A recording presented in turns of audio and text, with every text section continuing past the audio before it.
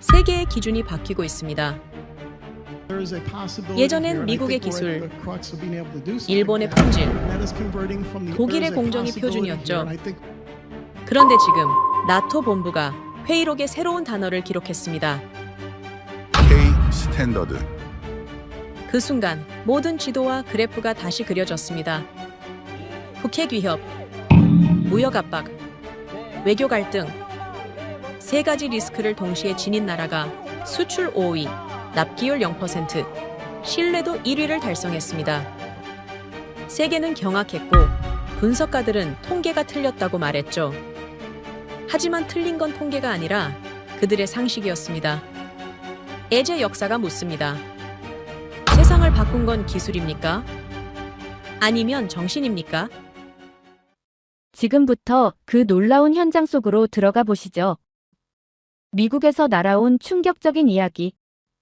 바로 시작합니다. 그리고 지금 어디에서 시청하고 계신지 댓글로 남겨주세요. 여러분의 이야기도 듣고 싶습니다.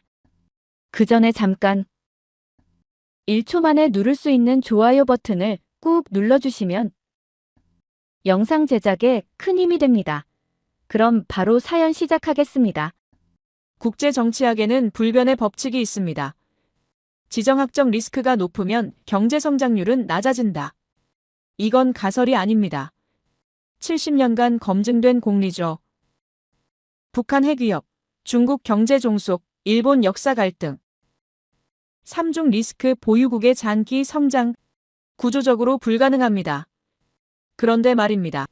2025년 방산 수출 5위, 반도체 점유율 21%, 한 나라가 모든 예측을 뒤집었습니다. 안녕하세요. 제 이름은 마크 러셀이라고 합니다. 오늘은 학자로서 가장 수치스러운, 그러나 가장 중요한 고백을 하겠습니다. 2010년 봄이었습니다. 하버드 케네디 스쿨 제 연구실로 CIA에서 전화가 왔어요. 한국 관련 보고서를 작성해달라는 요청이었습니다. 당시 중국이 급부상하고 있었으며 미국은 아시아 전략을 재검토하고 있었어요. 한국은 어떤 역할을 할 수 있으며 얼마나 믿을 수 있는 동맹인가? 그게 CIA의 질문이었습니다. 6개월간 데이터를 수집했어요. 경제 지표와 군사력, 인구 구조, 자원 보유량 32개 변수를 분석했습니다. 결론은 명확했어요. 한국은 중견국으로 남을 것이며 북한 위협과 중국 의존도, 일본 갈등이라는 3중 리스크 때문에 장기 성장은 구조적으로 불가능하다. 그렇게 썼습니다. 보고서 제목은 이랬어요.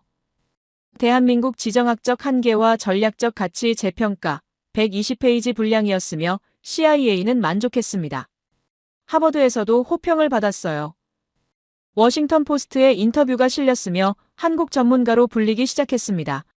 자신감이 넘쳤어요. 그로부터 15년이 흘렀습니다. 2022년 2월 유럽에서 전쟁이 터졌어요. 독일과 프랑스, 폴란드, 수십 년간 평화에 안주했던 나라들이 급하게 무기를 찾기 시작했죠. 그런데 문제가 생겼습니다. 미국과 독일 무기는 납기가 너무 길었어요. 2년에서 5년 당장 전쟁이 터졌는데 5년을 기다릴 수 없었습니다. 그때 한 나라가 나타났어요. 한국이었습니다. 6개월 안에 인도 가능하며 가격도 합리적이고 성능도 검증되었다는 제안이 들어왔습니다. 2022년 여름 폴란드가 한국과 역사상 최대 규모 방산 계약을 체결했다는 뉴스가 나왔어요. 140억 달러, K2 전차 1000대와 K9 자주포 600문, FA-50 전투기 48대, 워싱턴이 발칵 뒤집혔습니다. 한국이 유럽 방산 시장을 장악하기 시작한 겁니다. 2023년에는 루마니아가, 2024년에는 노르웨이와 호주가 한국 무기를 주문했어요. 2025년 들어서는 이집트와 사우디까지 한국과 협상 중이라는 소식이 들렸습니다. 한국은 세계 방산 수출 5위로 올라섰으며 점유율이 4.5%까지 치솟았어요. 미국 국방부가 당황하기 시작했습니다. 나토 동맹국들이 미국 무기 대신 한국 무기를 선택하고 있었으니까요. 그것도 기술이 떨어져서가 아니라 납기가 빠르고 가격이 합리적이며 성능이 우수하다는 이유였어요. 이건 단순한 무역 문제가 아니었습니다. 안보 전략 전체가 흔들리는 상황이었어요. 2025년 10월 CIA에서 다시 연락이 왔습니다. 긴급회의가 소집되었으며 한국 전문가로서 참석해달라는 요청이었어요. 심장이 빠르게 뛰기 시작했습니다. 15년 전 제가 쓴 보고서가 떠올랐어요. 한국은 지속 불가능하다. 그렇게 단언했는데 지금 한국은 세계 방산 시장을 장악하고 있었습니다. 2025년 11월 초였습니다. 워싱턴 펜타곤 지하 3층 브리핑룸으로 향했어요. 수십조 달러 규모의 글로벌 안보 전략을 논의하는 자리였는데 CIA 국장과 국방부 차관, 국무부 고위 관계자들이 모두 모여 있었습니다. 회의실 공기는 무거웠으며 모두의 표정이 진지했어요. 중동 정세와 인도 태평양 전략, 방산 산업 재편, 하나같이 민감한 안건들이었습니다. 그때 CIA 국장이 두툼한 보고서 한 부를 테이블 중앙에 놓았어요. 유럽 각국의 한국 무기 도입 현황이라는 제목이 보였는데 그 아래 작은 글씨로 적혀 있었습니다. 미국 안보 전략에 미치는 영향 분석, 표지를 넘기자 단 두 글자가 크게 적혀 있었습니다. 한국 회의실이 순간 조용해졌어요. 눈썹을 찌푸리는 사람들이 보였습니다. 한국이라니 중국이나 러시아도 아니고 한국입니까? 국장이 천천히 입을 열었습니다. 지난 10년간 우리가 간과했던 가장 중대한 변수가 있다는 말과 함께 바로 대한민국의 부상이라는 단어가 나왔어요. 속으로 코웃음을 쳤습니다. 한국이 무슨 중대한 변수란 말입니까? 15년 전부터 한국을 분석해왔으며 결론은 명확했어요. 한국은 지정학적 위험지대이며 장기 성장은 구조적으로 불가능하다. 그게 제 일관된 입장이었습니다. 그런데 다음 순간 스크린에 제 이름이 떴습니다. 심장이 멎는 줄 알았어요. 무슨 일이죠? 왜 제 보고서가 여기 나오는 겁니까? 국장이 레이저 포인터를 들어 스크린을 가리켰습니다. 화면에는 15년 전 제가 작성한 문장이 크게 떠올랐는데 한국의 부상은 일시적이며 지속 불가능하다라는 문장이었어요. 얼굴이 뜨거워지기 시작했습니다. 바로 그때 국장이 천천히 말했어요. 러셀 교수님의 2010년 분석은 당시 우리 커뮤니티의 기준이었다는 말과 함께 우리 모두 교수님의 예측을 신뢰했다는 말이 이어졌습니다. 회의실 안 수십 명이 쳐다보고 있었어요. 국장이 화면을 넘겼습니다. 그 옆에는 2025년 최신 데이터가 나란히 배치되었는데 방산 수출 세계 5위와 글로벌 점유율 4.5%, 반도체 시장 점유율 21%라는 숫자들이 보였습니다. 제가 예측했던 곡선은 완만한 하락세였어요. 한국 경제는 서서히 둔화되며 2025년쯤이면 성장률 1% 이하로 떨어질 것이라 봤습니다. 그런데 실제 데이터는 정반대였어요. 가파른 상승 곡선을 그리고 있었는데 완벽하게 반대 방향이었습니다.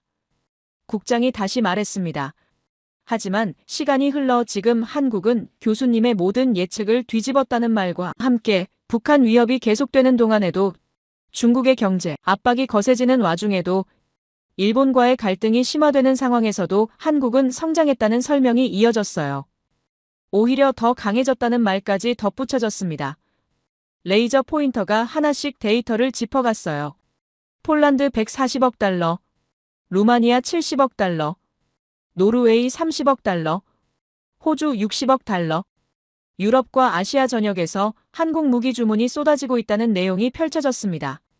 국장이 멈춰서며 회의실을 둘러봤어요. 여러분, 이게 우리가 놓친 가장 큰 변수라는 한마디가 공간을 채웠습니다. 나토 동맹국들이 미국 무기 대신 한국 무기를 선택하고 있으며 이건 단순한 경제 문제가 아니라 안보 전략 전체의 재검토를 요구하는 상황이라는 설명이 이어졌어요. 손이 떨렸습니다. 제 보고서 어디에도 이런 시나리오는 없었어요. 한국의 군사적 위상은 구조적으로 제한적이다. 한국은 영원히 무기 수입국으로 남을 것이다. 15년 전 얼마나 자신 있게 썼습니까? 얼마나 확신에 차 있었습니까?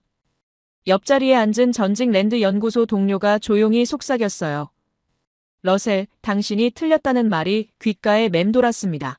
한국은 위험지대가 아니었다는 말이 이어졌어요. 그들은 위험을 무기로 만든 유일한 국가였다는 설명이었습니다. 회의가 끝났습니다. 사람들이 하나둘 나가기 시작했는데 몇몇은 제게 눈길을 주며 지나갔어요.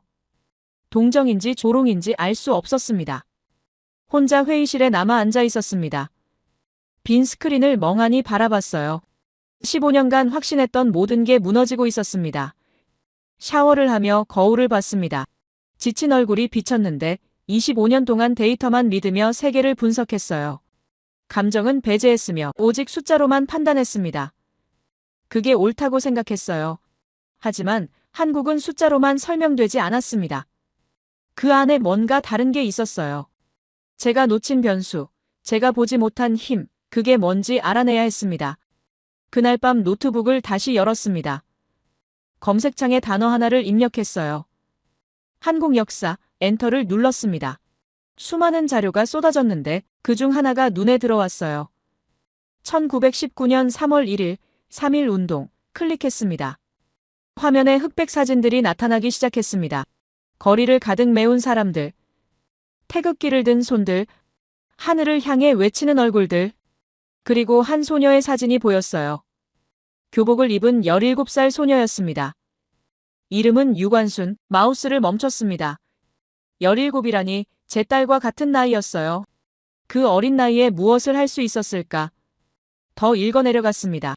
1902년 충청남도 천안에서 태어났으며 평범한 농가의 딸이었다는 기록이 나왔어요. 14살에 서울 이화학당에 입학했고 그곳에서 새로운 지식과 함께 민족의식을 키워갔다는 내용이었습니다. 1919년 3월 1일, 그날 유관순은 동료 학생들과 함께 만세운동에 참여했다는 기록이 있었습니다. 하지만 그것은 시작에 불과했어요. 고향 천안으로 돌아간 그녀는 4월 1일 아운의 장터에서 3천여 명의 사람들을 모았습니다. 태극기를 높이 들며 독립만세를 외쳤다는 내용이 펼쳐졌어요. 그런데 다음 문장에서 손이 멈췄습니다. 일본 헌병대가 출동했으며 총을 쐈다는 기록이었어요. 유관순의 부모님은 그 자리에서 일본군의 총탄에 쓰러졌다는 문장이 이어졌습니다. 눈앞에서 부모를 잃었다는 말이었어요. 가슴이 답답해졌습니다. 17살 소녀가 눈앞에서 부모를 잃고도 계속 만세를 외쳤다는 기록이 나왔습니다. 결국 체포되었으며 서대문 형무소로 끌려갔다는 내용이었어요. 서대문 형무소, 그 단어를 클릭했습니다. 새로운 페이지가 열렸는데 형무소 내부 사진들이 나타났어요. 좁은 독방과 차가운 바닥, 그리고 고문 도구들, 화면을 보는 것만으로도 숨이 막혔습니다. 유관순은 이곳에서 보안법 위반으로 3년형을 선고받았다는 기록이 있었습니다. 하지만 형무소 안에서도 그녀의 기계는 꺾이지 않았어요.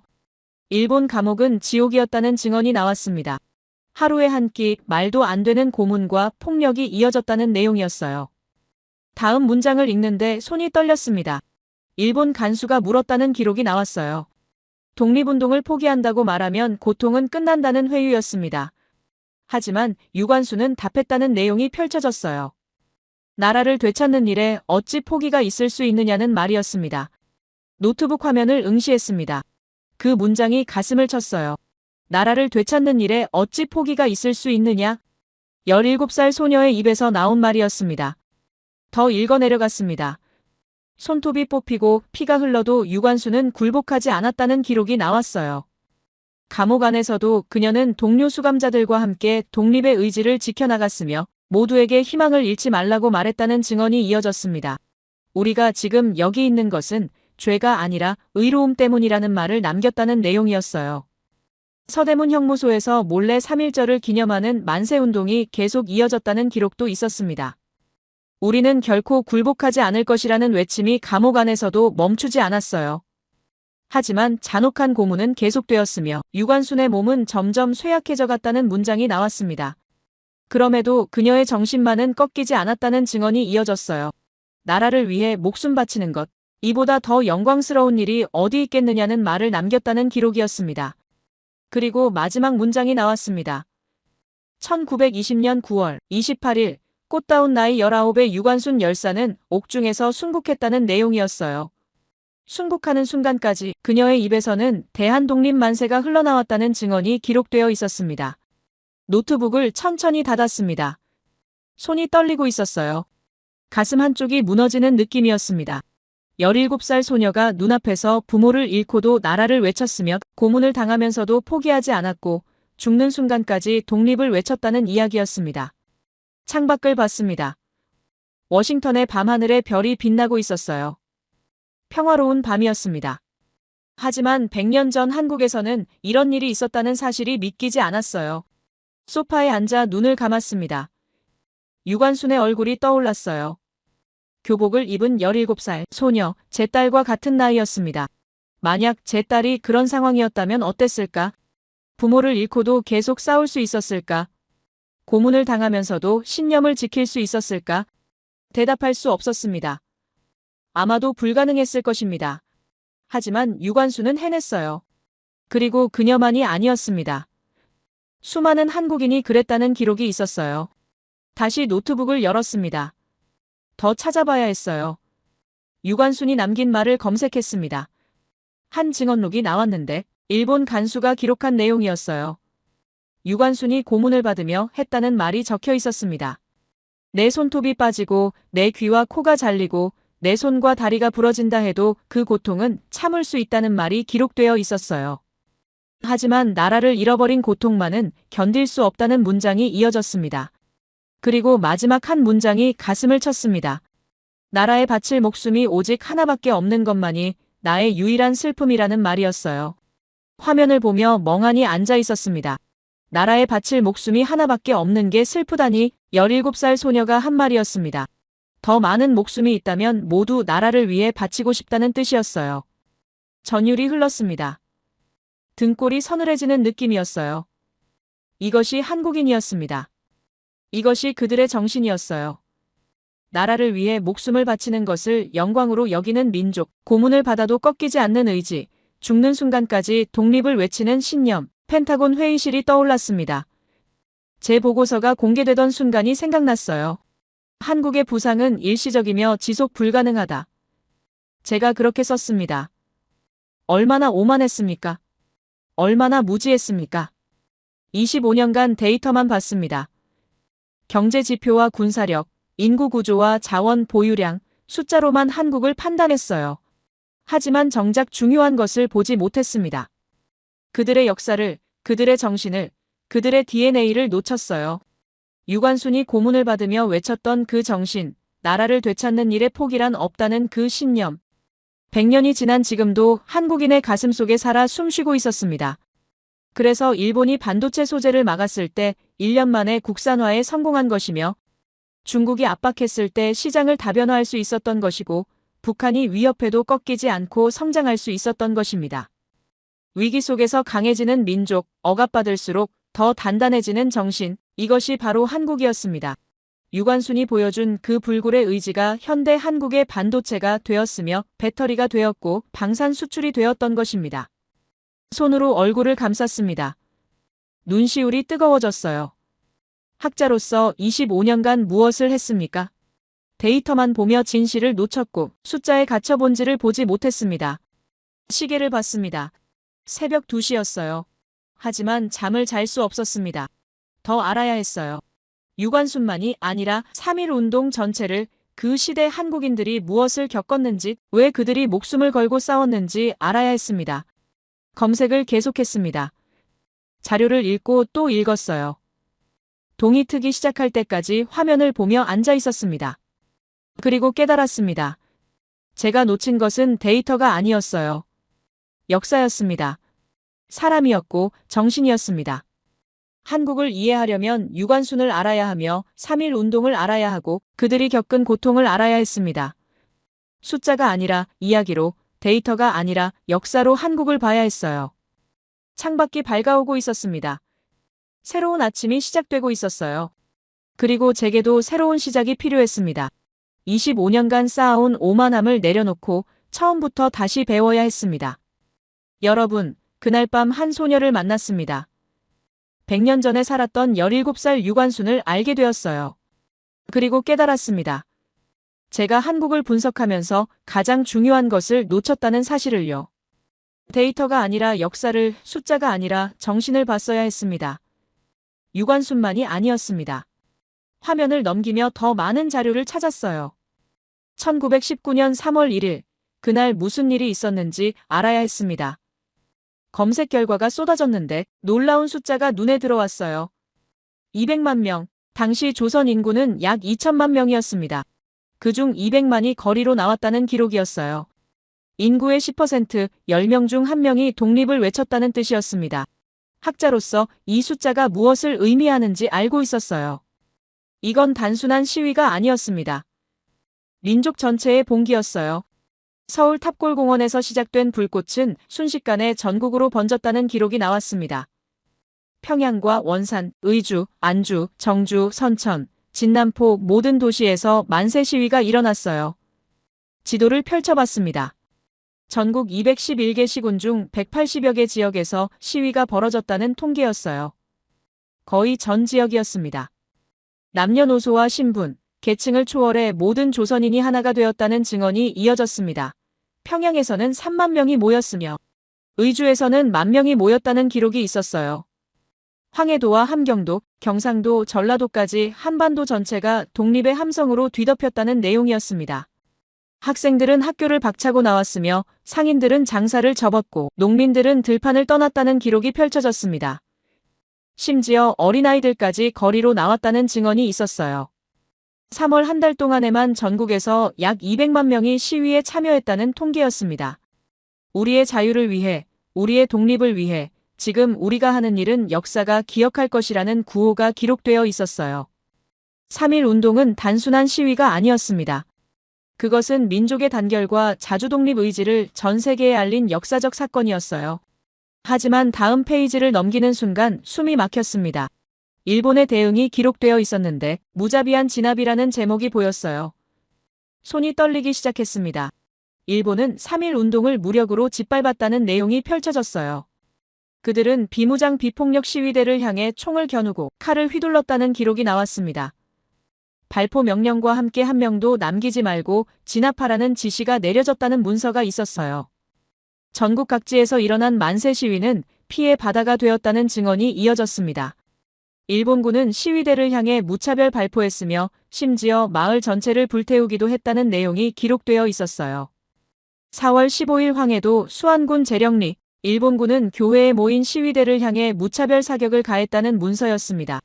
29명이 숨졌으며 수십 명이 부상을 입었다는 통계가 나왔어요. 같은 날 전라남도 화순군 동복면에서도 비슷한 일이 벌어졌다는 기록이 있었습니다. 일본군은 만세를 외치던 시위대를 교회 안으로 몰아넣고 무차별 총격을 가했다는 내용이었어요. 23명이 사망했다는 숫자가 적혀 있었습니다. 하지만 가장 충격적인 것은 제암리 학살 사건이었습니다. 마을 주민들을 교회에 모이게 한 뒤 문을 잠그고 불을 질렀다는 기록이 나왔어요. 도망치려는 사람들을 총으로 쏘았다는 증언이 이어졌습니다. 그날 29명의 무고한 생명이 쓰러졌다는 통계였어요. 화면을 보며 주먹을 쥐었습니다. 손톱이 손바닥에 박혔지만 느껴지지 않았어요. 분노가 치밀어 올랐습니다.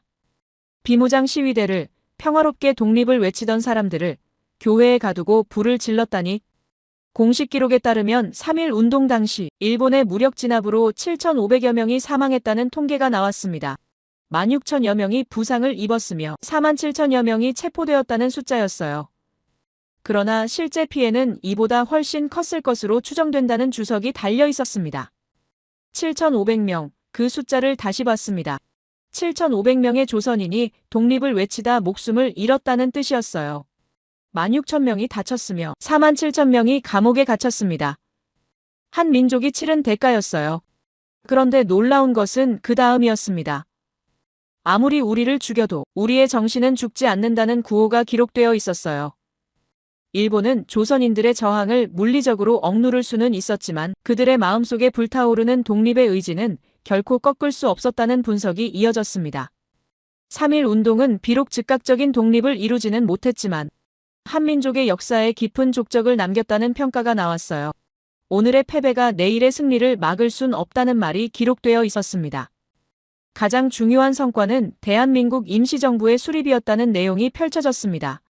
1919년 4월 11일 중국 상하이에서 대한민국 임시정부가 수립되었다는 기록이 나왔어요. 이것은 3.1 운동의 직접적인 결과였다는 분석이었습니다.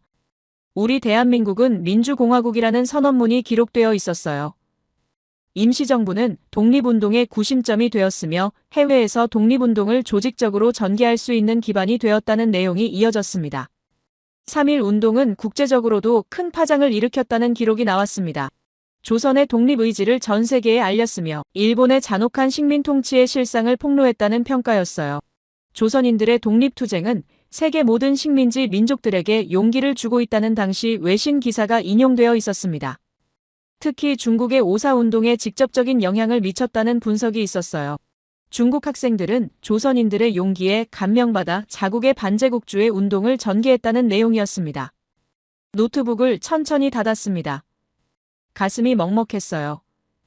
200만 명의 함성, 7,500명의 희생, 그리고 꺾이지 않은 정신, 이것이 100년 전 한국에서 일어난 일이었습니다. 펜타곤 회의실이 다시 떠올랐습니다. 제 보고서가 공개되던 순간이 생각났어요. 한국은 구조적으로 취약하며 장기 성장은 불가능하다. 제가 그렇게 썼습니다. 얼마나 어리석었습니까? 나라를 잃어본 민족은 다릅니다. 천천히 중얼거렸어요. 독립을 위해 200만이 거리로 나섰으며 7,500명이 목숨을 바쳤습니다. 교회에 갇혀 불에 타 죽으면서도 독립을 외쳤어요. 총을 맞으며 쓰러지면서도 만세를 불렀습니다. 이런 민족이 일본의 반도체 소재 수출 규제 앞에서 무너질까요? 중국의 경제 압박 앞에서 굴복할까요? 북한의 핵 위협 앞에서 꺾일까요? 절대 그럴 리 없었습니다. 100년 전 독립을 위해 목숨을 바친 민족입니다. 반도체 소재쯤이야 1년 만에 국산화해내는 게 당연했어요. 3.1 정신이 현대 한국의 DNA가 되었다는 사실을 이제야 깨달았습니다. 위기 앞에서 무너지지 않으며 억압받을수록 더 강해지고 불가능해 보이는 목표 앞에서도 절대 포기하지 않는 정신. 이것이 100년 전 200만 명이 거리에서 외쳤던 그 함성의 결과였어요. 일본은 총으로 조선인을 죽일 수 있었습니다. 감옥에 가둘 수 있었으며 고문할 수 있었어요. 하지만 단 한 가지는 할 수 없었습니다. 그들의 정신을 꺾는 것, 독립을 향한 의지를 없애는 것, 그것만은 불가능했어요. 그리고 그 정신이 100년이 지난 지금도 살아있었습니다. 반도체 공장에서, 조선소에서, 연구소에서 한국인들은 여전히 싸우고 있었어요. 불가능을 가능으로 만들기 위해, 위기를 기회로 바꾸기 위해, 세계 최고가 되기 위해. 창밖이 완전히 밝아 있었습니다. 해가 떠오르고 있었어요. 새로운 하루가 시작되고 있었습니다. 하지만 제게는 새로운 세계가 열리고 있었어요. 25년간 보지 못했던 진실이 보이기 시작했습니다.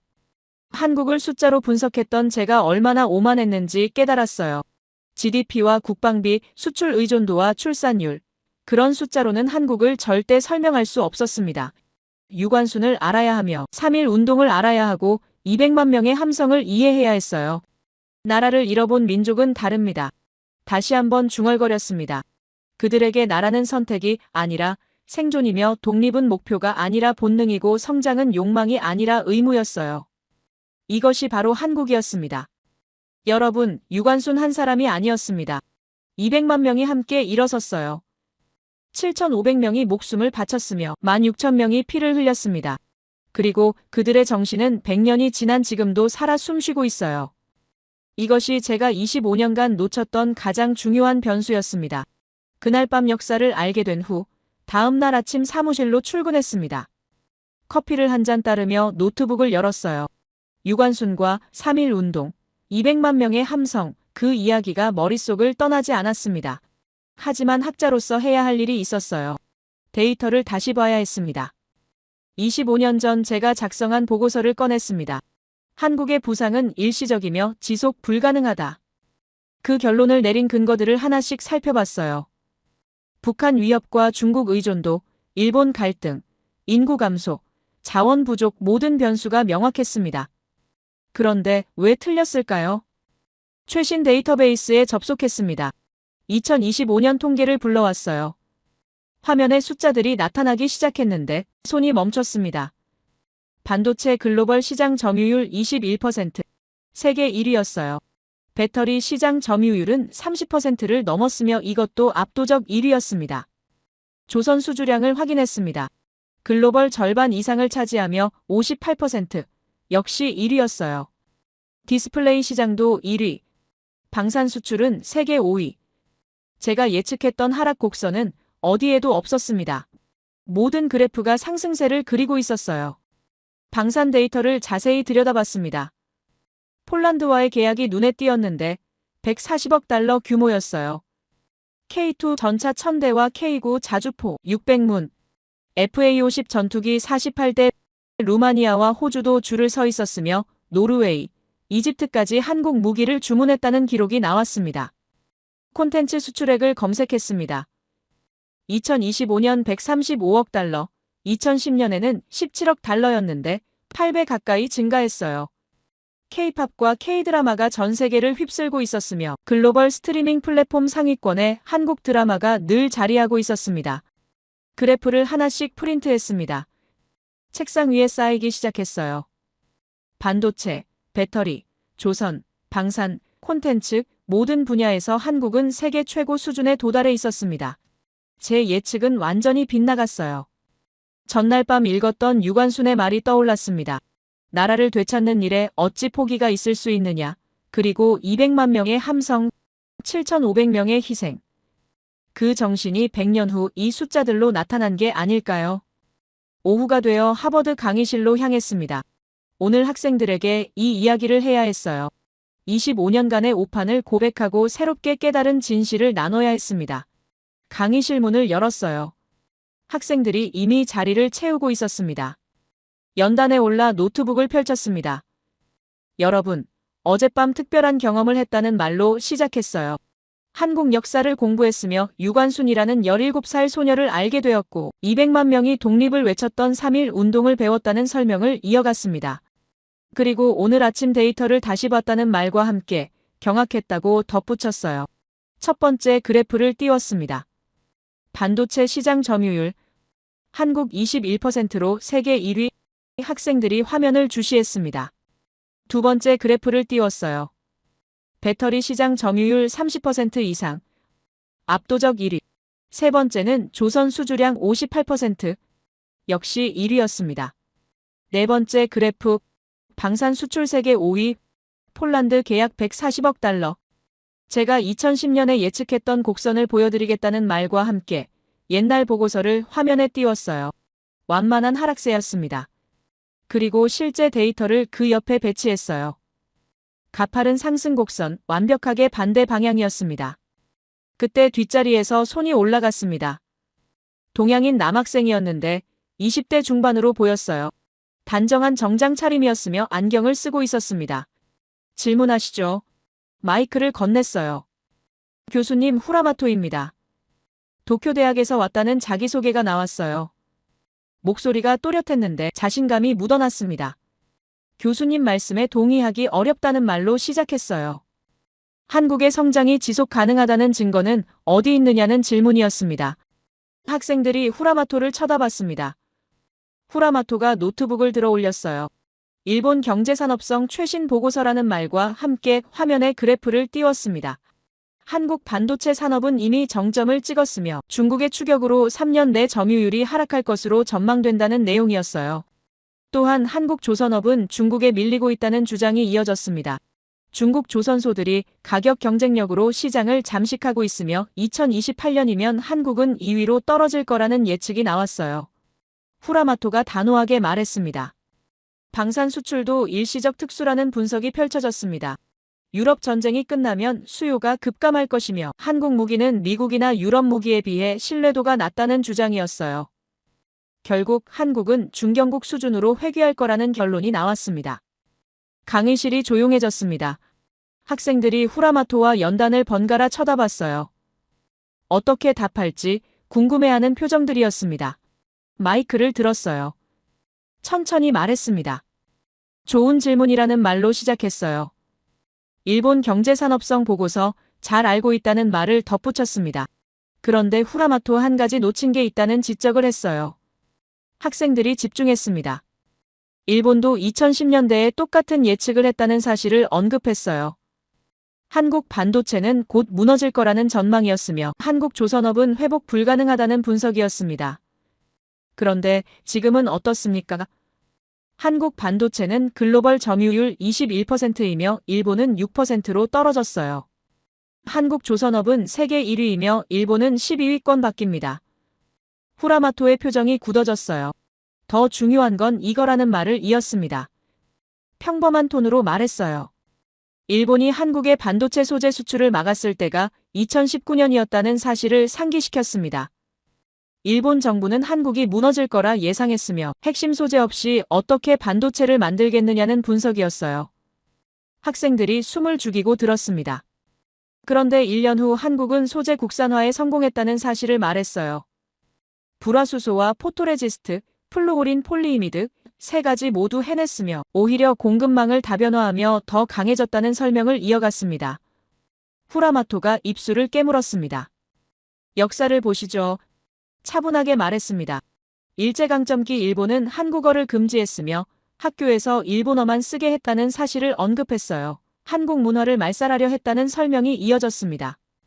그런데 한국인들은 몰래 모여 한국어를 배웠으며 역사를 나눴다는 내용을 말했어요.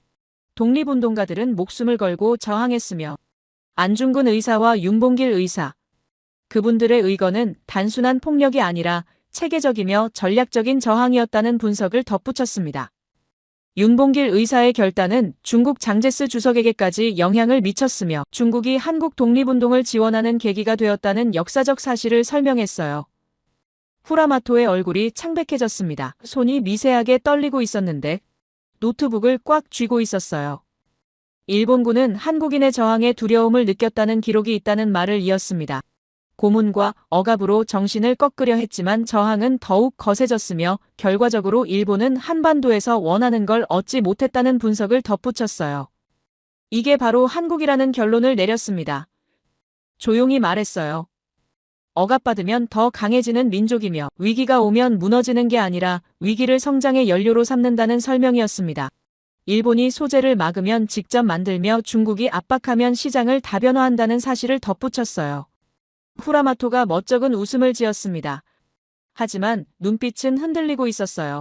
다리를 꼬았다가 풀었는데 부들부들 떨리는 게 보였습니다. 노트북 화면을 내리며 뭔가 찾으려는 듯 했어요. 키보드를 두드렸지만 손이 떨려서 제대로 타이핑이 안 되는 것 같았습니다. 잠시 기다렸습니다. 후라마토가 계속 자료를 찾고 있었어요. 화면을 스크롤하며 뭔가 찾으려 했지만 찾지 못하는 듯 했습니다. 20초쯤 지났을까요? 후라마토가 천천히 노트북을 닫았어요. 시선을 피하며 조용히 자리에 앉았습니다. 더 이상 반박하지 않았어요. 학생들을 보며 말했습니다. 여러분, 제가 어젯밤 깨달은 게 바로 이겁니다. 한국은 숫자로만 설명되지 않는다는 사실이었어요.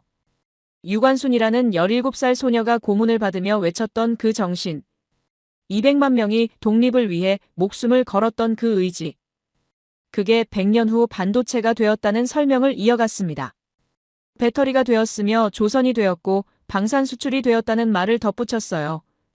K-팝이 되었으며 K-드라마가 되었습니다. 유관순의 정신이 100년 후 세계를 움직이고 있다는 결론을 내렸어요. 이것은 기적이 아니라는 말을 했습니다. 필연이었다는 설명이 이어졌어요. 나라를 잃어본 민족은 다시는 무너지지 않겠다고 다짐했으며 독립을 위해 목숨을 바친 선조들의 희생 위에 지금의 한국이 서 있다는 분석을 덧붙였습니다. 데이터는 결과일 뿐이라는 말로 마무리했어요. 진짜 원인은 역사 속에 있었으며 사람들의 정신 속에 있었고 100년 전 거리에서 외쳤던 그 함성 속에 있었다는 결론을 내렸습니다. 그걸 이제야 알았다고 고백했어요. 학생들이 고개를 끄덕이기 시작했습니다. 몇몇은 박수를 쳤어요. 후라마토는 고개를 숙인 채 노트북만 바라보고 있었습니다. 여러분, 데이터만으로는 부족했습니다. 유관순과 3.1 운동을 알았으며 숫자도 다시 봤어요. 하지만 한 가지가 더 필요했습니다. 직접 확인하는 것. 제 눈으로 보는 것. 그래서 결정했어요.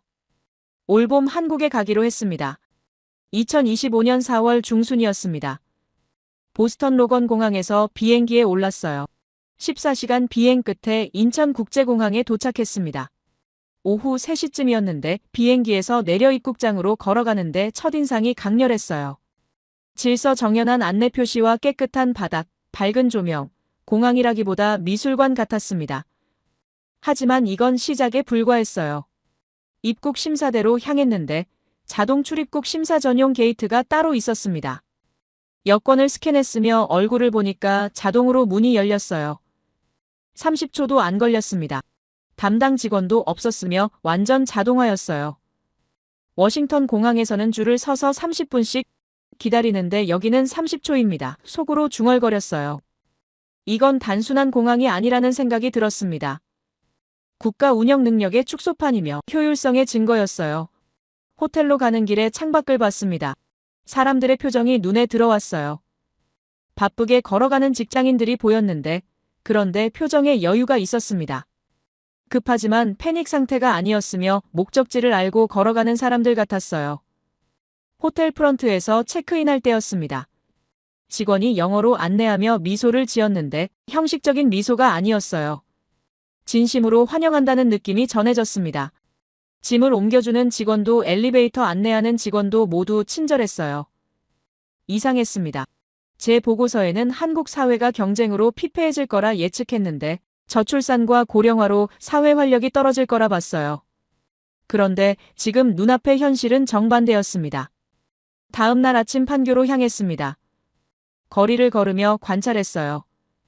카페에서 노트북을 펼친 젊은이들이 보였으며 회의하는 스타트업 팀, 코딩하는 개발자들 모두 집중하고 있었는데 동시에 대화하며 웃고 있었습니다. 판교 테크노밸리에 도착했어요. 현대적인 건물들이 즐비했는데 실리콘밸리 같았습니다. 젊은 직장인들이 활기차게 움직이고 있었어요. 미리 약속한 인공지능 기업 연구소에 들어갔습니다. 40대 중반으로 보이는 남성이 나와 맞이했어요. 차분하면서도 에너지가 느껴졌습니다. 연구소 투어를 시작했어요. GPU 센터를 지나가는데 엄청난 규모였습니다. 서버들이 끝없이 늘어서 있었어요. 관계자가 설명했습니다. 26만 장의 GPU를 확보했으며 인공지능 모델 학습에 활용하고 있다는 내용이었어요. 정부와 기업, 연구소가 협력해서 움직인다는 말도 덧붙였습니다. 회의실로 들어갔어요. 화이트보드에는 인공지능 수식이 빼곡히 적혀 있었는데 관계자가 프레젠테이션을 시작했습니다. 인공지능 반도체 설계부터 응용까지 전 과정을 다루고 있으며 자체 칩 개발도 진행 중이라는 설명이 나왔어요. 그 순간 깨달았습니다. 한국은 인공지능 시대를 준비하는 게 아니라는 생각이 들었어요.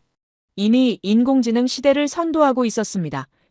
제 보고서 어디에도 이런 시나리오는 없었어요. 미팅 중간에 잠시 쉬는 시간이 있었습니다. 복도 창밖을 내려다봤는데 사람들이 보였어요. 점심시간이었는데 식당으로 향하는 직장인들과 카페에서 대화하는 팀들, 산책하는 연구원들 모두 바빴지만 여유로웠습니다. 그때 느꼈어요. 이 나라 사람들은 세상이 빠르게 돌아간다는 걸 알고 있다는 생각이 들었습니다. 그 속에서 무엇을 해야 하는지 분명히 파악하고 있었어요. 기술 트렌드를 따라가는 게 아니라 기술의 본질을 이해하고 있었습니다. 관계자와 대화하며 느낀 점이 있었어요. 이 사람은 인공지능을 유행으로 보지 않는다는 확신이 들었습니다. 생존 도구로 본다는 느낌이었어요. 중국과 미국 사이에서 살아남으려면 기술 자립이 필수라는 걸 알고 있었습니다. 위기가 명확하니까 해법도 명확했어요. 며칠 후 특별한 날이 왔습니다. 2025년 4월 말 누리호 4차 발사가 예정된 날이었어요. 전남 고흥 나로우주센터에서 발사가 진행된다는 소식을 들었습니다. 실시간 중계를 시청하기로 했어요. 호텔방에서 노트북을 켰습니다.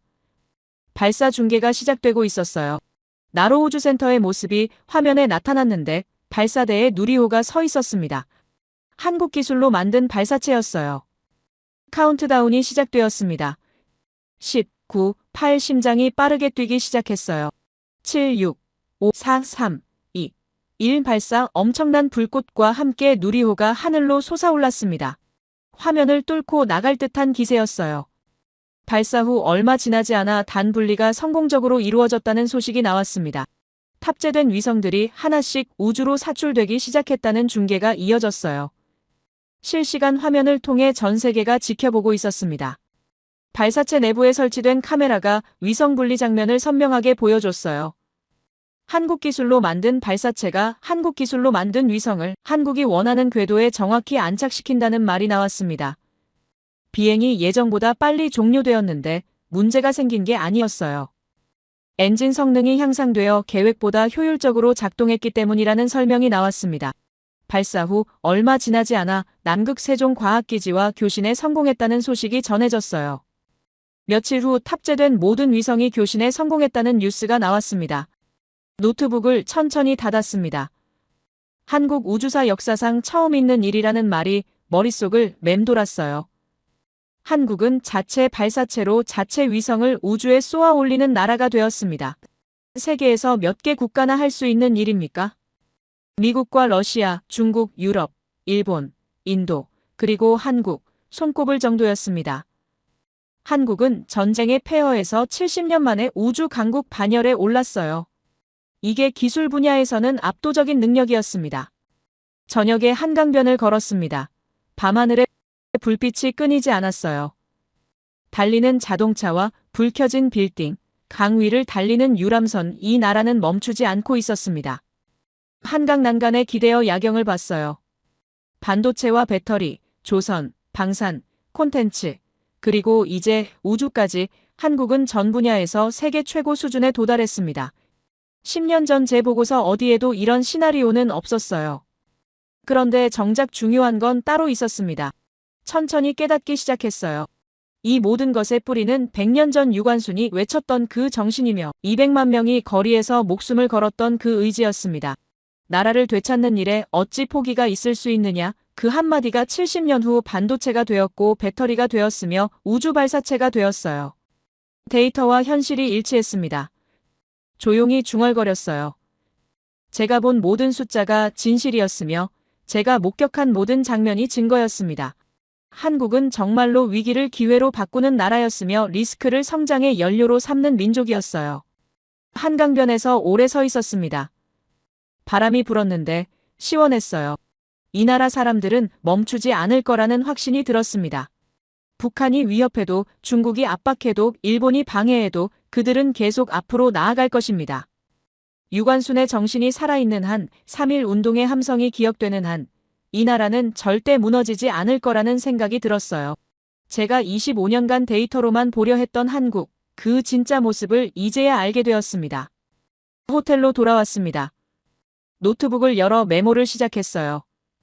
인천공항 30초 출입국 심사, 판교 26만 GPU 센터 누리호 우주 발사 성공, 한강변의 불꽃 같은 야경, 모든 것을 기록했습니다. 그리고 마지막 한 문장을 썼어요. 한국은 숫자가 아니라 정신으로 설명되는 나라다. 엔터를 눌렀습니다. 파일을 저장했어요. 25년 만에 처음으로 확신을 가지고 쓴 문장이었습니다. 여러분, 직접 가봤습니다. 제 눈으로 확인했어요. 데이터는 맞았으며 현실은 더 놀라웠습니다.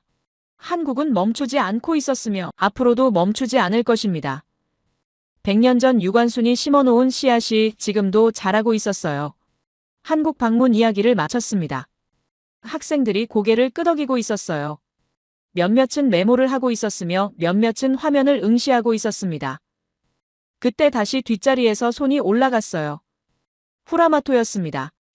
아까보다 더 신중한 표정이었는데 노트북을 다시 열며 일어섰어요. 교수님, 추가 질문이 있다는 말로 시작했습니다. 목소리에 긴장감이 묻어났어요.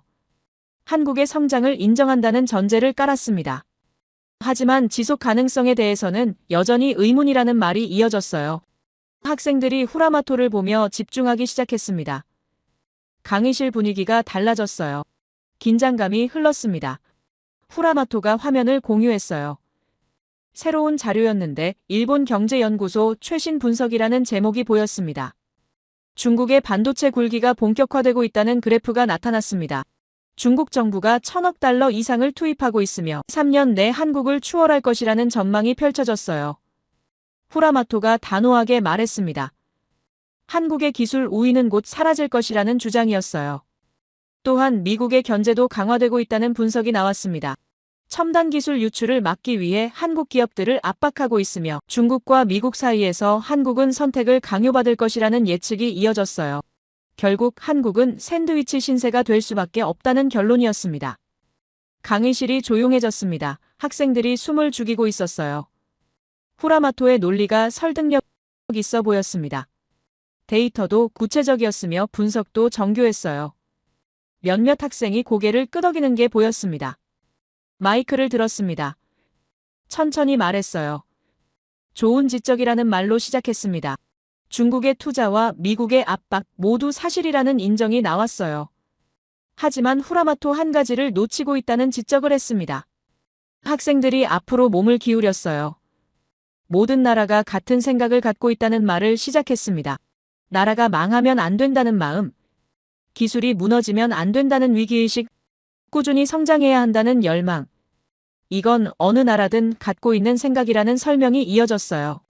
미국도 그렇게 생각하며 중국도 마찬가지고 일본 역시 같은 마음이라는 말을 덧붙였습니다. 하지만 한국은 다르다는 말을 이었어요. 왜 다릅니까? 잠시 멈췄습니다. 학생들이 집중하고 있었어요. 한국은 실제로 나라를 잃어본 경험이 있기 때문이라는 설명을 시작했습니다. 말이 아니라 현실이었으며 이론이 아니라 체험이었다는 말을 이었어요. 35년간 언어를 빼앗겼으며 이름을 빼앗겼고 정체성을 지우려는 시도를 당했습니다. 그 고통을 온몸으로 겪었기 때문에 나라가 망하면 안 된다는 생각이 단순한 구호가 아니라 생존 본능이 되었다는 분석을 덧붙였어요. 다른 나라에게는 위기의식이지만 한국에게는 DNA라는 말로 마무리했습니다. 후라마토의 표정이 굳어지기 시작했어요. 하지만 계속 말했습니다. 지정학적 리스크를 안고 살아가는 나라라는 설명이 이어졌어요. 북한의 위협과 중국의 압박, 일본과의 갈등. 이 모든 역경 속에서도 의연하게 대처하며 오히려 위기를 기회로 만드는 데에는 조상들의 정신이 있기에 가능하다는 분석을 펼쳤습니다. 유관순을 기억하십니까? 물었어요. 17살 소녀가 고문을 받으며 외쳤던 그 정신. 나라를 되찾는 일에 어찌 포기가 있을 수 있느냐는 말. 200만 명이 거리에서 목숨을 걸었던 그 의지. 이게 100년 후 한국인의 가슴 속에 살아있다는 설명이 이어졌어요. 위기가 오면 더욱 강해지고 힘이 배가 되는 민족이라는 말을 덧붙였습니다. 일본이 반도체 소재를 막았을 때를 보십시오. 평범한 톤으로 말했어요. 2019년 7월이었습니다. 일본 정부가 수출 규제를 발표했으며 불화수소와 포토레지스트, 플루오린 폴리이미드 세 가지 핵심 소재의 한국 수출을 중단했어요. 일본 언론은 환호했다는 기록이 있습니다. 한국 반도체 산업은 이제 끝났다는 분석이 쏟아졌으며 삼성과 SK 하이닉스는 조만간 생산을 중단할 것이라는 전망이 나왔어요. 일본 경제 산업성은 3개월이면 한국이 무너질 것으로 예상했습니다. 후라마토가 입술을 깨물었습니다. 손이 미세하게 떨리고 있었어요.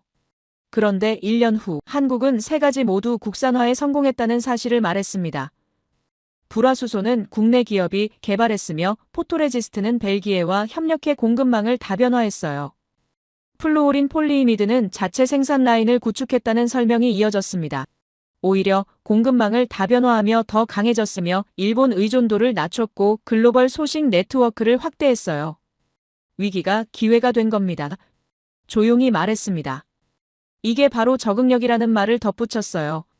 하지만 여기서 끝이 아니라는 설명이 이어졌습니다. 역사를 더 깊이 들여다보면 이 적응력의 뿌리가 보인다는 말을 했어요. 1932년 4월 29일 상하이 홍커우 공원이었습니다. 윤봉길 의사라는 이름을 들어보셨습니까? 물었어요. 한국의 독립운동가였으며 24살 청년이었습니다. 일본군 고위 장성들이 모인 행사장에서 폭탄을 던졌으며 일본군 대장을 사살했어요. 체포된 후 사형을 당했지만 그의 행동은 역사를 바꿨습니다. 중국 장제스 주석이 그 소식을 들었다는 기록이 있습니다. 한국인 한 명이 중국군 100만 명이 하지 못한 일을 해냈다는 말을 남겼어요. 그리고 중국은 한국 독립운동을 본격적으로 지원하기 시작했습니다. 임시정부에 자금을 대고 독립군을 훈련시켰어요. 한 청년의 결단이 동아시아 전체의 역사를 바꾼 겁니다. 천천히 말했어요. 이게 바로 한국인의 정신이라는 설명이 이어졌습니다. 불가능해 보이는 상황에서도 포기하지 않으며 위험을 무릅쓰고 행동하고 한 사람의 희생이 민족 전체를 움직입니다. 일본군은 한국인들의 이런 정신에 공포를 느꼈다는 기록이 있어요. 고문과 억압으로 꺾으려 했지만 저항은 더욱 거세졌으며 감옥에 가둬도 독립운동은 멈추지 않았습니다. 결국 일본은 한반도를 완전히 장악하지 못했어요. 학생들을 보며 말했습니다. 여러분, 이런 민족이 중국의 반도체 굴기 앞에서 무너질까요? 미국의 압박 앞에서 굴복할까요? 절대 그럴 리 없다는 확신을 말했어요. 오히려 더 강해질 것이며 새로운 돌파구를 찾아낼 것입니다. 그리고 한 가지 더 중요한 게 있다는 말을 이었습니다. 한국은 자신만을 위해 강해지지 않는다는 설명이 펼쳐졌어요. 다른 나라를 위해 우리라는 마음가짐으로 진심을 다해 해낸다는 분석을 덧붙였습니다. 폴란드가 위급할 때 무기를 공급했으며 140억 달러 규모의 방산 계약을 체결했습니다. 유럽이 에너지 위기에 처했을 때 배터리 기술을 나눴으며 개발도상국의 기술 이전을 아끼지 않았어요. 코로나 팬데믹 때 전 세계에 진단 키트를 보냈습니다. 이건 단순한 수출이 아니라는 말을 했어요. 과거 자신들이 도움받았던 경험을 기억하며 이제는 자신들이 도와야 한다는 책임감에서 나온 행동이라는 설명이 이어졌습니다. 원조를 받던 나라에서 원조를 하는 나라로 바뀐 유일한 국가가 한국이라는 사실을 덧붙였어요. 전쟁의 폐허에서 일어나 이제는 세계를 돕는 나라가 되었다는 말을 이었습니다. 이게 바로 한국의 정신이며 자신만 잘 살겠다는 게 아니라 함께 잘 살자는 마음이라는 분석으로 마무리했어요. 후라마토가 노트북을 천천히 닫았습니다. 화면을 내렸어요. 뭔가 말하려다가 입을 다물었습니다. 다시 자료를 찾으려는 듯 노트북을 열었지만 손이 떨려서 키보드를 제대로 두드리지 못했어요. 20초쯤 지났을까요? 결국 노트북을 완전히 닫았습니다. 자리에 조용히 앉았어요. 고개를 숙인 채 아무 말도 하지 않았습니다. 반박할 자료를 찾지 못한 듯 했어요. 아니, 찾을 수 없었을 겁니다. 역사적 사실 앞에서 예측은 무력했으며 실제 경험 앞에서 이론은 설득력을 잃었습니다. 강의실이 조용했습니다. 학생들이 후라마토를 보고 있었어요. 몇몇은 동정하는 표정이었으며 몇몇은 고개를 끄덕이고 있었습니다. 후라마토가 작게 한숨을 쉬었어요. 어깨가 축 처진 모습이었습니다. 천천히 말했습니다. 이게 바로 적응력이라는 한마디로 정리했어요. 위기가 오면 강해지며 억압받으면 단단해지고 불가능해 보여도 포기하지 않는 정신. 이것이 한국이며 이것이 유관순이 심어놓은 씨앗이고 3.1 운동이 남긴 유산이라는 설명으로 마무리했습니다. 여러분, 숫자는 결과일 뿐이라는 말을 덧붙였어요. 진짜 원인은 역사 속에 있으며 사람들의 정신 속에 있고 100년 전 거리에서 외쳤던 그 함성 속에 있다는 결론을 내렸습니다. 후라마토는 여전히 고개를 숙인 채 침묵하고 있었어요. 후라마토가 침묵하고 있는 동안 다른 학생 하나가 손을 들었습니다. 미국인 학생이었는데, 교수님, 그렇다면 한국의 진짜 힘은 무엇입니까? 구체적으로 무엇이 다른 겁니까? 질문이 명확했어요. 좋은 질문이라는 말로 시작했습니다. 21세기는 달라졌다는 설명을 이었어요. 20세기는 힘의 시대였으며 군사력과 경제 규모로 국가의 순위가 결정되었습니다. 하지만 21세기는 다르다는 말을 덧붙였어요. 이제는 신뢰의 시대라는 선언을 했습니다. 학생들이 집중하기 시작했어요. 신뢰가 곧 국력이라는 말을 이었습니다. 약속을 지키는 나라, 품질을 보장하는 나라, 책임을 다하는 나라, 이런 나라가 21세기를 이끈다는 분석을 펼쳤어요. 그리고 한국은 70년간 그 신뢰를 쌓아왔다는 설명이 이어졌습니다. 구체적인 예를 보여드리겠다는 말과 함께 새로운 슬라이드를 띄웠어요. 2022년 2월 유럽에서 큰 전쟁이 발발했다는 내용이 나타났습니다. 러시아의 침공으로 안보 위기가 현실화되었으며 유럽 각국은 급하게 군비를 증강하기 시작했어요. 수십 년간 평화에 안주했던 나라들이 갑자기 전쟁 준비에 나선 겁니다. 그해 여름 CIA 브리핑룸에서 충격적인 보고서를 받았다는 이야기를 했어요. 제목은 향후 10년 한국 방산 수출 1000% 증가 전망이었습니다. 1000%, 이 숫자를 보며 눈을 의심했다는 고백을 했어요. 오타가 아니냐고 물었으며 담당자가 답했다는 내용을 이었습니다. 나토 연합국가들이 한국과 역사상 최대 규모 방산 계약을 체결하기 시작했다는 설명이 펼쳐졌어요. 전차와 자주포, 전투기, 장갑차, 방공 시스템, 전반에 걸쳐 주문이 쏟아지고 있으며 총액이 수백억 달러 규모라는 분석이 나왔습니다. 누군가 질문했다는 이야기를 했어요. 왜 한국 무기를 선택합니까?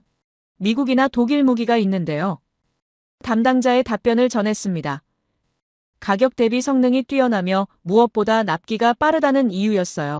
미국이나 독일 무기는 수년을 기다려야 하지만 한국 무기는 빠르게 인도가 가능하다는 설명이 이어졌습니다. 그런데 나토 회의에서 한 장성이 한 말이 기억난다는 이야기를 했어요. 우리는 한국 무기를 선택했다. 싸서가 아니다. 좋아서다. 한국 무기는 이제 기준이라는 말이 나왔습니다. 그 한마디가 머릿속에서 며칠 동안 떠나지 않았다는 고백을 덧붙였어요. 기준, 한국 무기가 기준이라는 말의 의미를 설명했습니다. 성능을 보장하며 납기를 지키고 품질이 일정하다는 뜻이었어요. 신뢰할 수 있다는 의미였습니다. 이게 바로 21세기 국력이라는 분석을 내렸어요. 그때 후라마토가 다시 손을 들었습니다. 학생들이 웅성거렸어요. 또 질문하려나 싶었는데 후라마토가 일어섰습니다. 목소리에 약간의 떨림이 섞여 있었어요. 교수님, 그런데 말입니다. 한국이 이렇게 강해진 건 결국 일본 덕분 아닙니까? 일본이 소재 수출을 막지 않았다면 한국은 국산화를 서두르지 않았을 것이며 일본이 압박하지 않았다면 한국은 기술 자립을 이루지 못했을 겁니다. 역설적이지만 일본이 한국을 강하게 만든 겁니다. 강의실이 순간 얼어붙었습니다.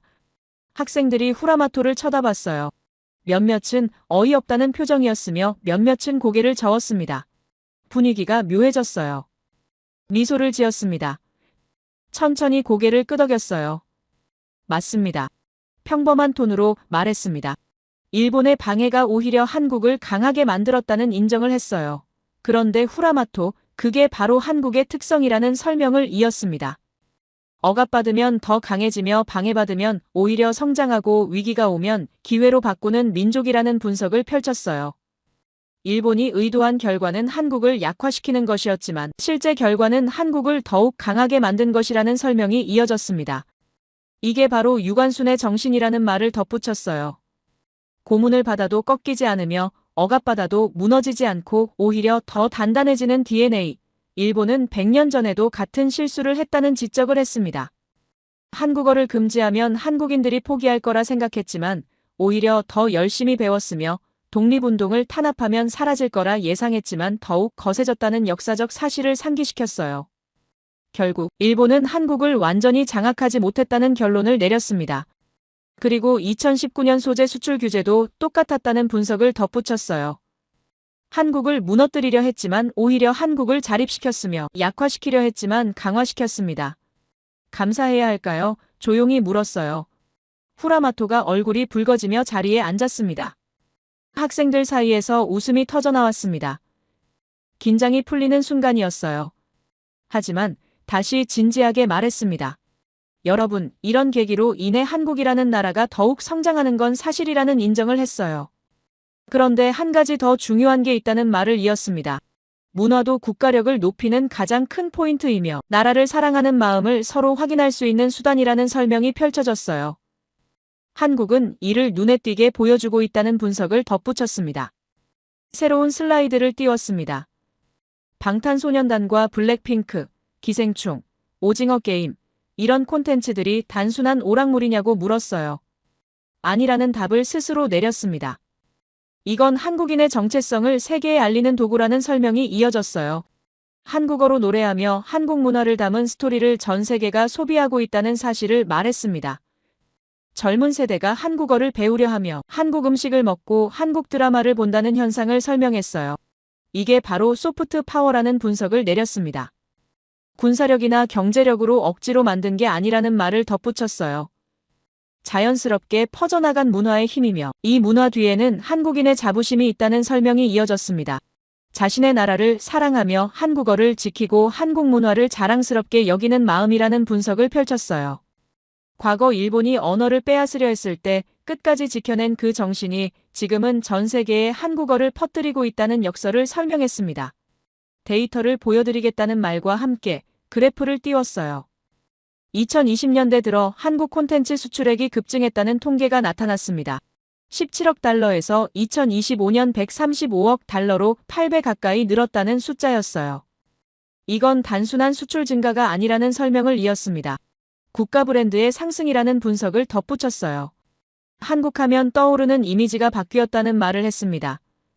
과거엔 전쟁과 분단, 가난이었다면 지금은 기술과 문화, 혁신이라는 변화를 설명했어요. 이게 바로 소프트 파워의 힘이라는 분석을 내렸습니다. 그리고 한국은 명확한 성격을 보여준다는 말을 이었습니다. 조용히 세상을 바꾸며 변화를 직접 몸으로 보여준다는 설명이 펼쳐졌어요. 말로 하는 게 아니라는 강조를 했습니다. 행동으로 증명하는 거라는 말을 덧붙였어요. 일본이 소재를 막으면 1년 만에 국산화하며 중국이 압박하면 시장을 다변화한다는 사실을 상기시켰습니다. 북한이 위협하면 방위 산업을 키우며 유럽이 무기를 필요로 하면 신속하게 공급한다는 현실을 설명했어요. 세계가 반도체를 원하면 생산량을 늘리며 우주시대가 오면 발사체를 쏘아 올린다는 사실을 덧붙였습니다. 이게 바로 한국의 방식이라는 결론을 내렸어요. 위기가 오면 불평하지 않으며 변명하지 않는다는 설명을 이었습니다. 그냥 해결한다는 한마디로 정리했어요. 조용히, 그러나 확실하게, 천천히 말했습니다. 그리고 이 모든 것 뒤에는 하나의 공통된 마음이 있다는 말을 이었어요. 나라가 있어야 국민이 있다는 것, 한국인들은 이걸 뼈저리게 알고 있다는 설명이 펼쳐졌습니다. 나라를 잃어본 경험이 있으며 언어를 빼앗긴 아픔을 겪었다는 사실을 상기시켰어요. 그래서 나라를 지키는 게 얼마나 중요한지 안다는 분석을 덧붙였습니다. 결국 모두가 원하는 건 같다는 말을 이었어요. 우리나라, 평화, 성장, 그리고 나아감. 이 네 가지라는 정리를 했습니다. 한국인들은 이걸 개인의 욕망이 아니라 공동체의 목표로 본다는 설명이 이어졌어요.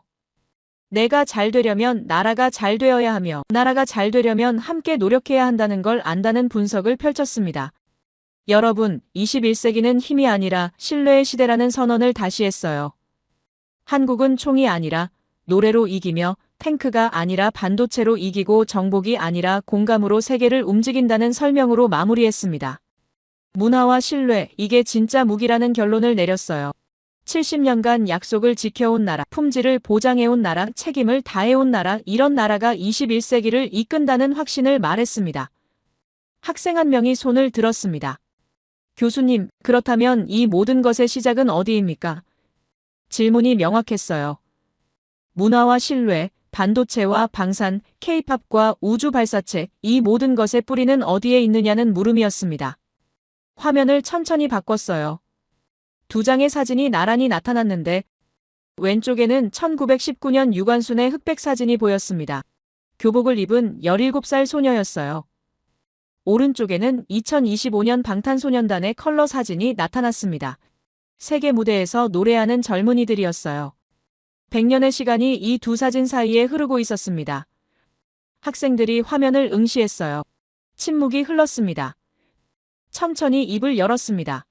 바로 여기입니다. 조용히 말했어요.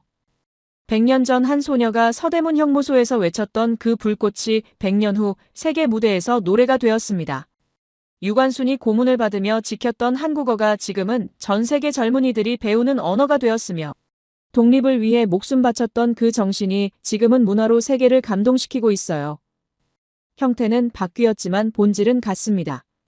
나라를 사랑하는 마음, 포기하지 않는 의지, 함께 나아가는 정신, 불꽃이 100년 후 반도체가 되었습니다.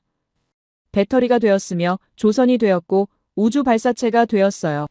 그리고 K-팝이 되었으며 K-드라마가 되었습니다. 나라를 되찾는 일에 어찌 포기가 있을 수 있느냐? 유관순의 그 한마디가 100년 후에도 살아 숨쉬고 있어요. 일본이 소재를 막으면 1년 만에 국산화하며 중국이 압박하면 시장을 다변화하고 세계가 한국을 필요로 하면 신속하게 응답합니다. 이게 바로 유관순이 심어놓은 씨앗이며 3.1 운동이 남긴 유산이에요. 25년간 데이터로만 한국을 봤습니다. 숫자로만 판단했으며 경제지표와 군사력, 인구구조로만 분석했어요. 하지만 가장 중요한 걸 놓쳤습니다. 물질적인 것보다 눈에 보이지 않는 게 더 강한 법이라는 진리를 몰랐어요. 군사력은 위협할 수 있지만 존경받을 수는 없습니다. 경제력은 영향력을 줄 수 있지만 사랑받을 수는 없어요. 하지만 문화는 다릅니다. 신뢰는 다르며 품격은 다릅니다. 한국이 가진 이런 힘이 선진국 반열에 올라선 이유이며 강대국들 사이에서 자꾸 견제 대상이 되는 동시에 선망의 대상이 되는 겁니다. 미국은 한국의 반도체 기술을 원하며 유럽은 한국의 방산 시스템을 원합니다. 아프리카는 한국의 발전 모델을 원하며 아시아는 한국의 문화를 원해요. 전 세계가 한국을 주목하고 있으며 한국에게서 배우고 싶어 합니다. 이게 바로 21세기 리더십이에요. 힘으로 세계를 지배하는 게 아닙니다. 신뢰로 세계를 이끄는 것이며 총이 아니라 노래로, 탱크가 아니라 반도체로, 정복이 아니라 공감으로 세계를 움직이는 겁니다. 한국이 바로 그걸 보여주고 있어요. 다른 학생이 물었습니다. 교수님, 그렇다면 우리는 한국에게서 무엇을 배워야 합니까? 고개를 끄덕였어요. 첫째, 위기를 회피하지 말고 활용하라는 교훈입니다. 한국은 3중 리스크 속에서도 성장했으며 오히려 위기를 연료로 삼았어요. 둘째, 약속을 지키라는 가르침입니다. 70년간 신뢰를 쌓아온 나라가 21세기를 이끌어요. 납기를 지키며 품질을 보장하고 책임을 다하는 것, 이게 진짜 국력입니다. 셋째, 역사를 기억하라는 메시지입니다. 유관순과 3.1 운동을 아는 민족은 절대 무너지지 않아요. 넷째, 문화의 힘을 믿으라는 말입니다. 군사력보다 강한 게 문화이며 경제력보다 오래가는 게 신뢰예요. 한국은 총이 아니라 노래로 세계를 얻었습니다. 마지막으로 함께 성장하라는 가르침입니다. 한국은 혼자만 잘 살려 하지 않으며 세계와 함께 나아가요. 한국은 이제 우리의 스승입니다. 경쟁 상대가 아니라 협력 파트너이며 21세기를 함께 이끌어갈 동반자예요. 이것은 예측이 아니라 이미 시작된 현실이며 우리 모두가 함께 목격하고 있는 역사입니다. 25년 전 제가 한국을 과소평가했을 때를 기억합니다. 북한 위협과 중국 압박, 일본 갈등, 3중 리스크 속에서 한국은 성장할 수 없다고 단언했어요. 하지만 완전히 틀렸습니다. 한국은 숫자가 아니라 정신으로 설명되는 나라였으며 데이터가 아니라 역사로 이해해야 하는 민족이었어요. 유관순이라는 17살 소녀가 100년 전에 심어놓은 씨앗이 지금도 자라고 있으며 200만 명이 거리에서 외쳤던 그 함성이 지금도 울려 퍼지고 있습니다. 한국이 보여주는 새로운 리더십을 세계가 주목하고 있어요. 신뢰와 품격으로 세계를 이끄는 그 모습을 더욱 응원하기를 바랍니다. 박수가 터져나왔습니다. 학생 한 명이 일어섰어요. 그리고 또 한 명이 일어섰습니다. 점점 더 많은 학생이 일어서기 시작했어요. 200명 전원이 자리에서 일어났습니다. 강의실 전체가 기립박수로 가득 찼어요.